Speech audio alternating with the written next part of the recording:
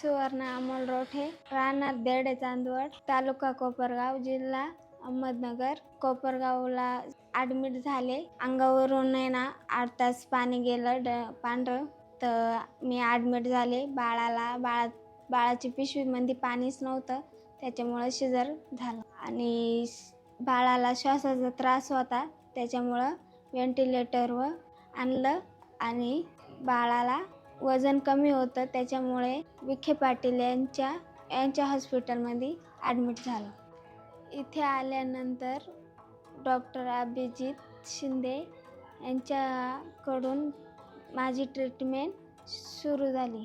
माझ्या बाळाला कावीळ होती, तर लाईटीमध्ये ठेवलं. बाळ बरं झालं. रक्तात इन्फेक्शन होतं, औषध दिले, तर बाळ ठीक आहे. आणि श्वासाचा त्रास कमी झाला. बाळाचं वजन वाढ झाली. बाळाला धाप आणि श्वास घ्यायला हे झालं. व्हेंटिलेटरवर होतं. आता बाळ व्यवस्थित आहे. विखे पाटील येथे मोफत उपचार करण्यात आले.